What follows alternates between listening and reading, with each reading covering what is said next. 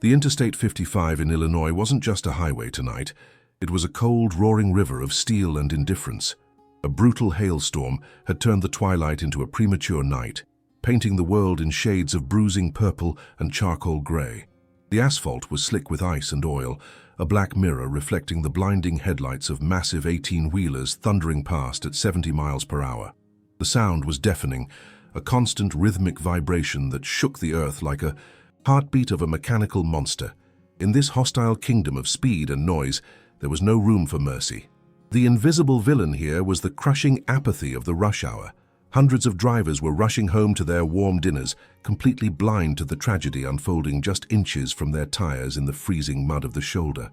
Down in the steep, waterlogged ditch, hidden from the world by a veil of freezing mist, lay Honey.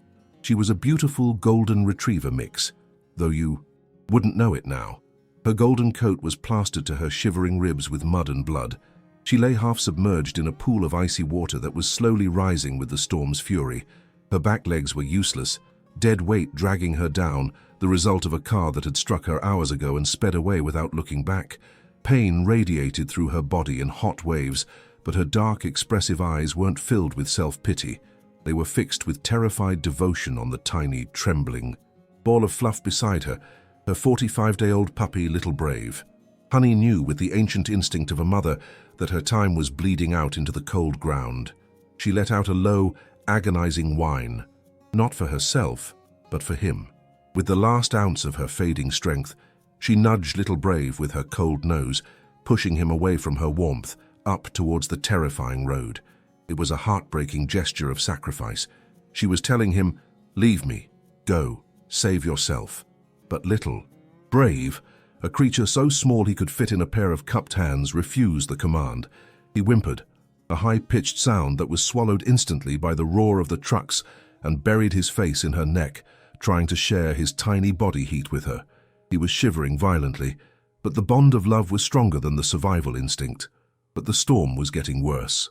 The hail began to fall harder, hitting the ground like bullets of ice, stinging their skin, and turning the ditch into a flowing river of freezing slush. Little Brave looked at his mother, seeing her eyes start to drift close, the light within them flickering like a dying candle.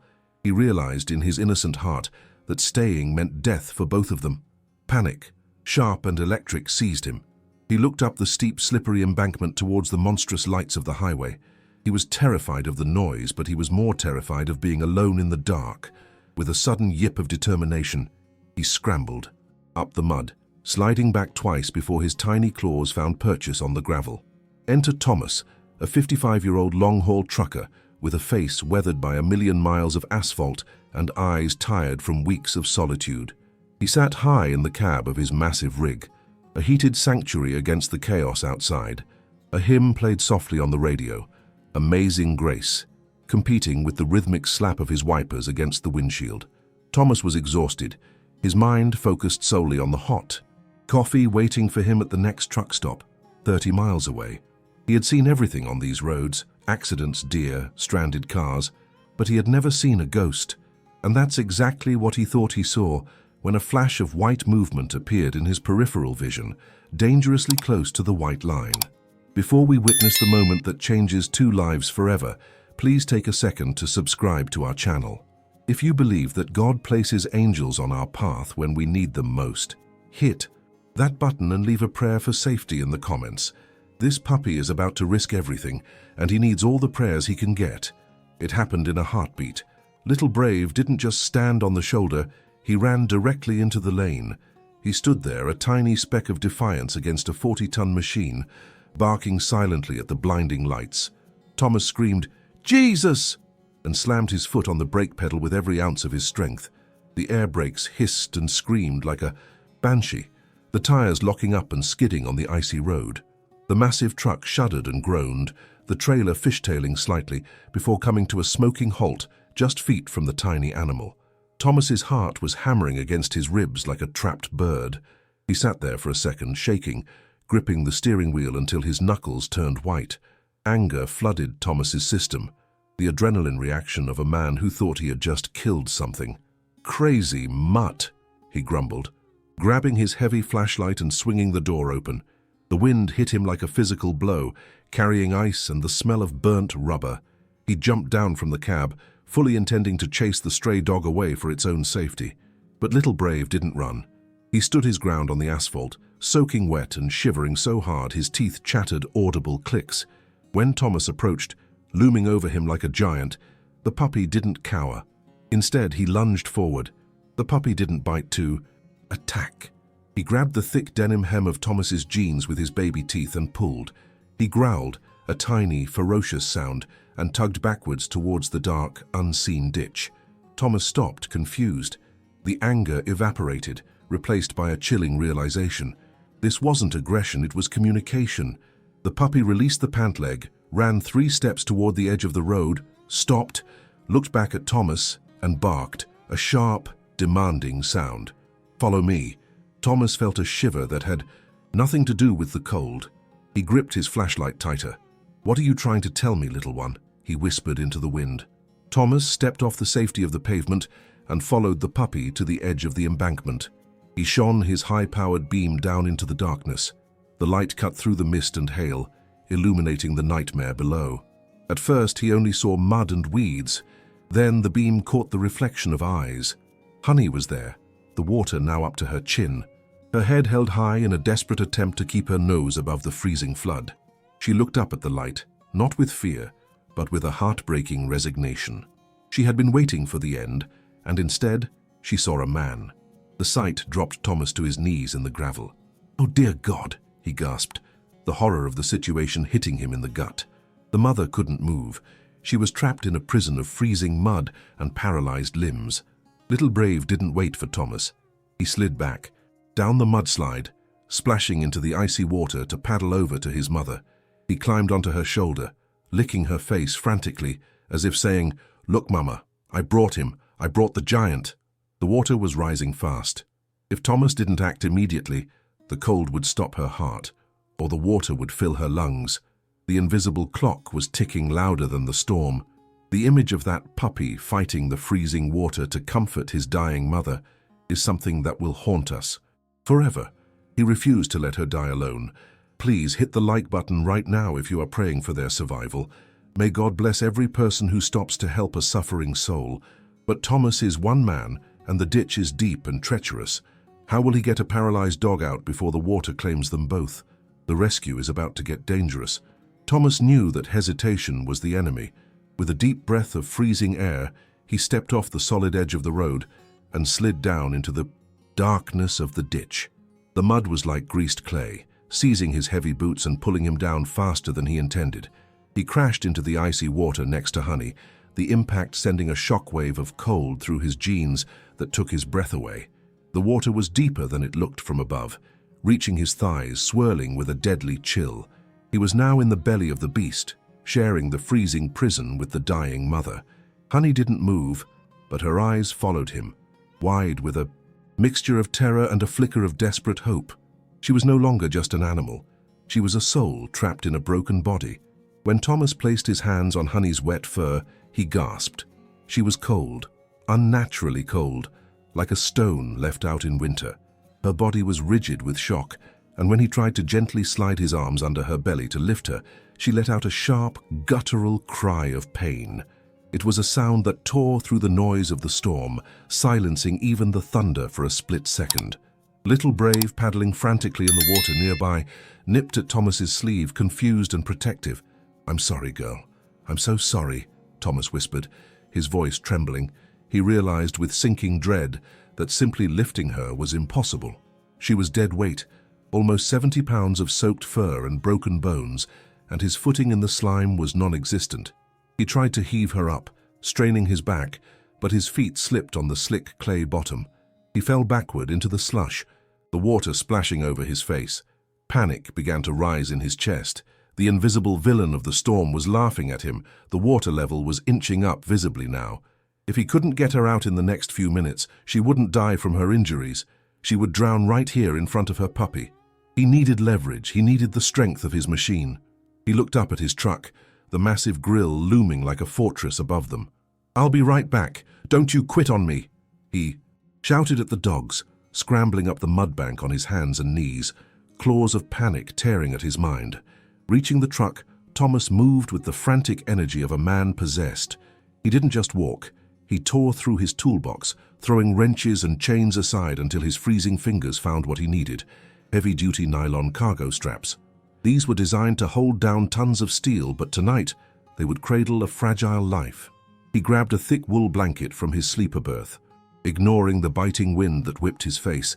Every second he spent up here was a second Honey spent freezing down there. He glanced at the passing cars, drivers oblivious to the life-and-death drama unfolding just meters away. Their indifference fueled his determination. He hooked one end of the strap to the truck's side rail and threw the rest down into the abyss. Back in the ditch, the scene had deteriorated. Honey's head was dipping lower, her nose barely clearing the water. Little Brave was now standing on top of her ribcage, shivering violently, whining into her ear as if trying to wake her up.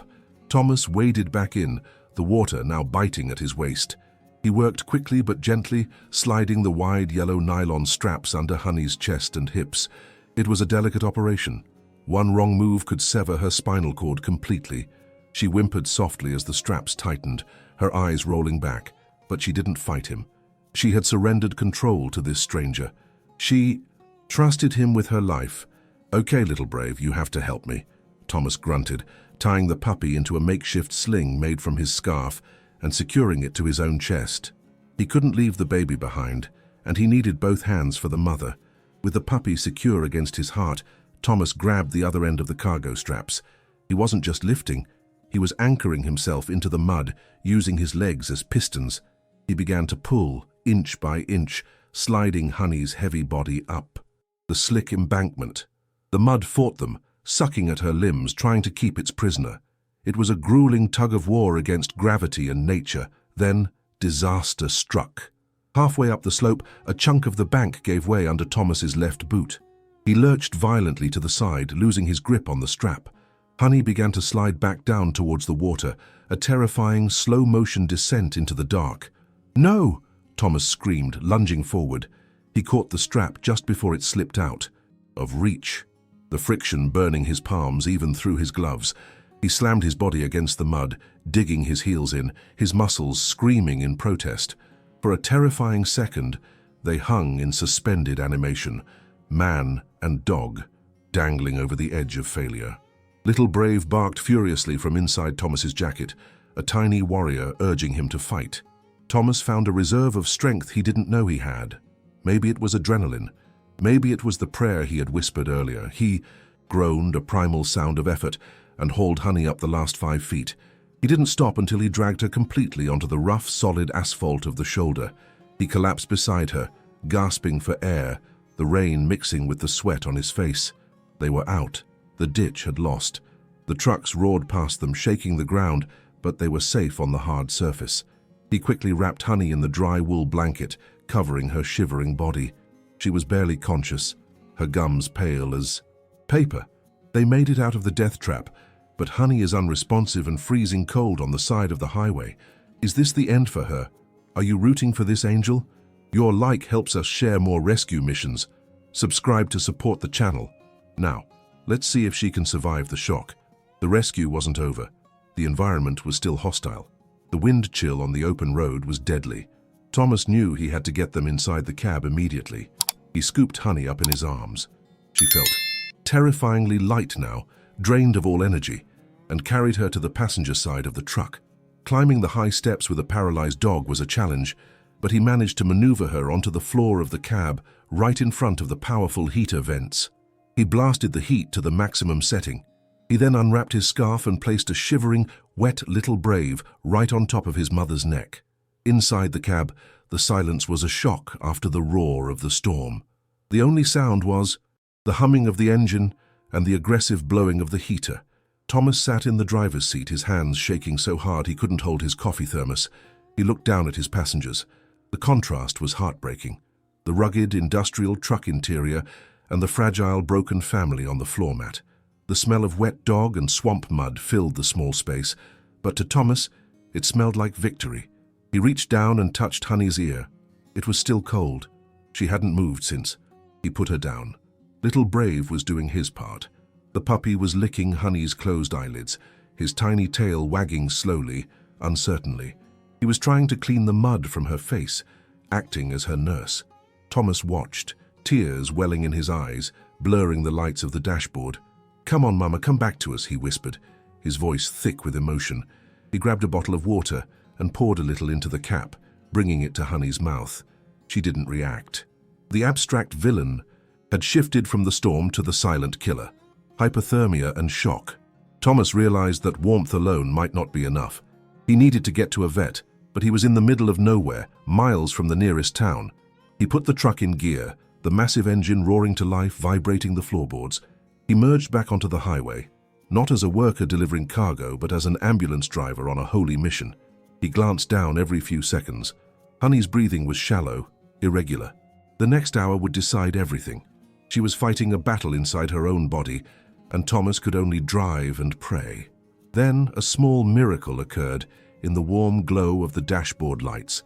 As the cabin temperature rose, turning the space into a sauna, Honey let out a deep sigh. Her eyelids fluttered. She didn't try to lift her head.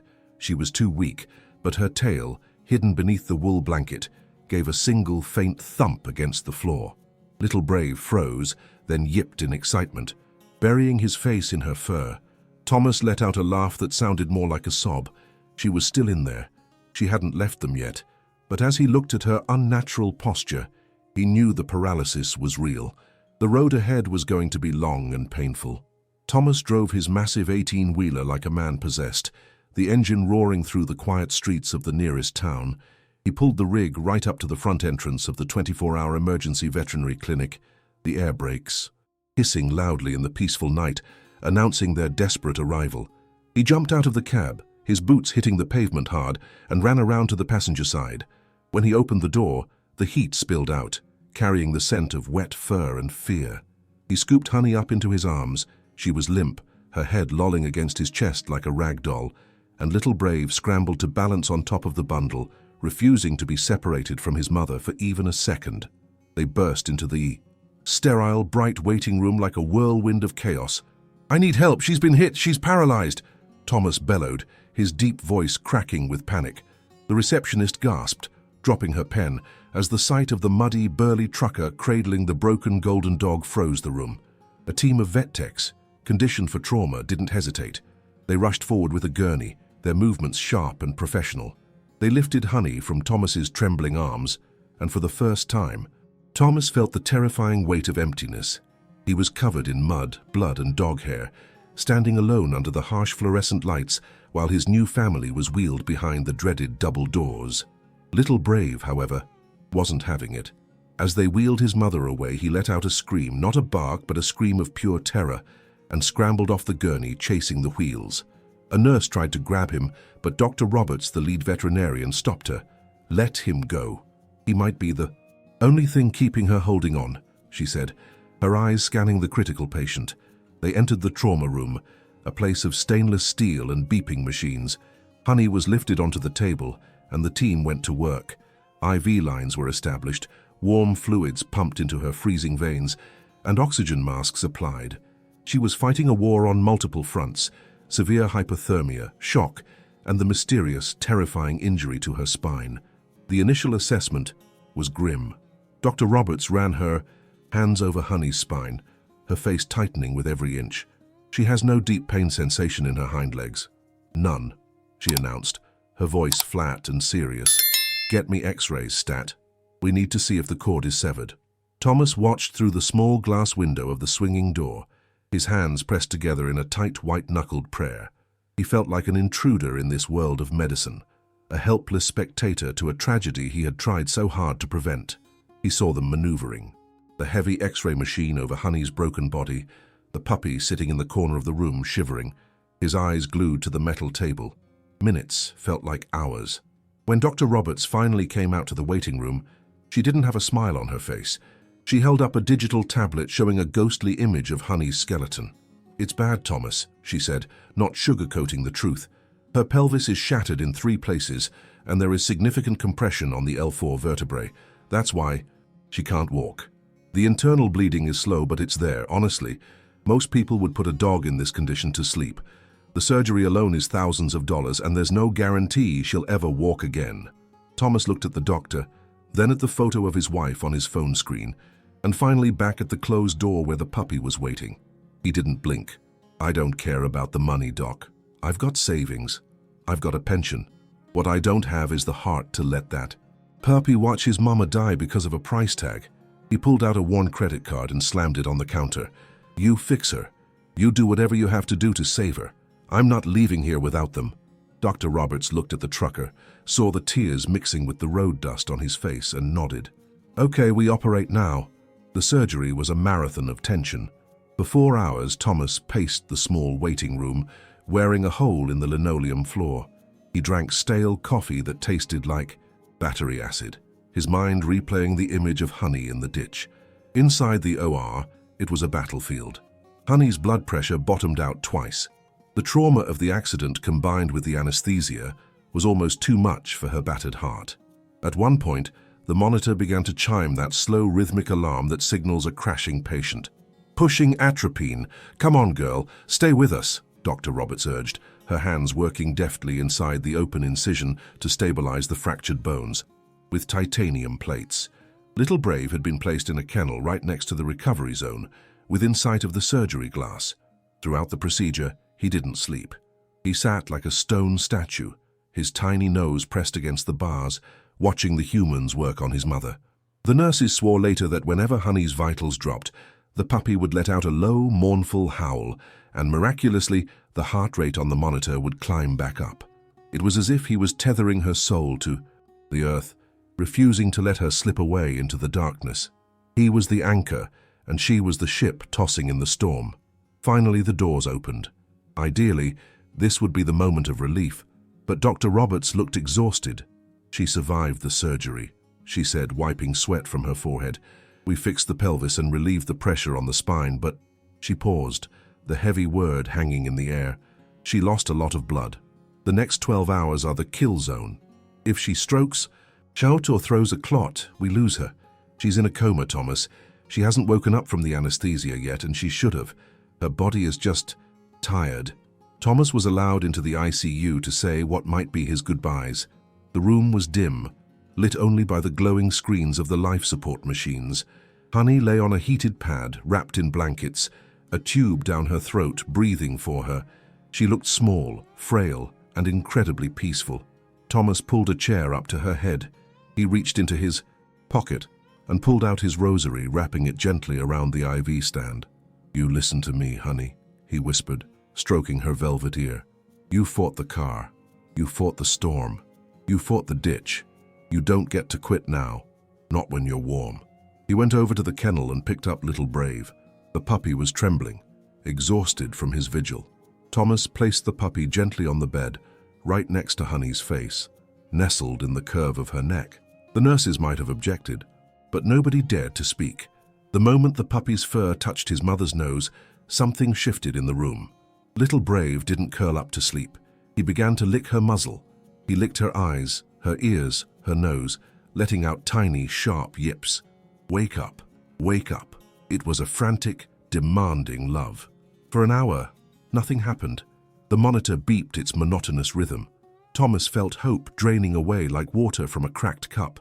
He buried his face in his hands, preparing himself for the grief. But then he heard a sound, a soft, wet intake of breath. He looked up. Honey's eye, the one Little Brave had been licking, twitched. Then, her chest heaved a deeper breath, fighting the ventilator tube. The machine alarmed, signaling she was trying to breathe on her own. "Nurse, she's fighting the tube!" Thomas shouted. The medical team rushed in, checking the monitors. "She's waking up," Dr. Roberts said, disbelief coloring her voice. They carefully extubated her, pulling the tube from her throat. Honey coughed, a ragged, harsh sound, and then fell silent. The room held its breath. Slowly, agonizingly, she opened her eyes. They weren't glazed or empty. They were tired, yes, but they focused.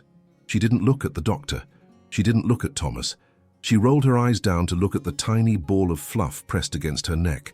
She let out a soft, groaning sound and moved her head just an inch, an impossible distance for a dog in her condition, to nudge the puppy.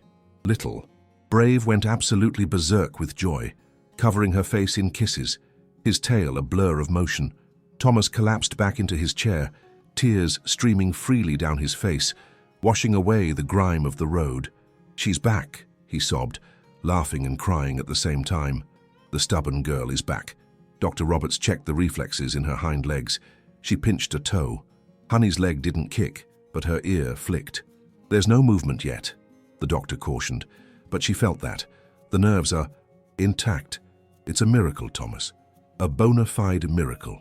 The invisible villain of paralysis had been beaten back, not by steel or medicine, but by the sheer, stubborn will of a mother who refused to leave her child behind. The sun was beginning to rise outside, casting a golden glow through the clinic blinds, matching the color of the two survivors on the table. The long night was over. The vet said it was impossible, but a mother's love broke all the rules of medicine. Honey fought death just to be with her baby again. If you believe this was a miracle, comment amen below to bless her recovery. And don't forget to subscribe. You won't want to miss the moment she takes her first steps at her new home.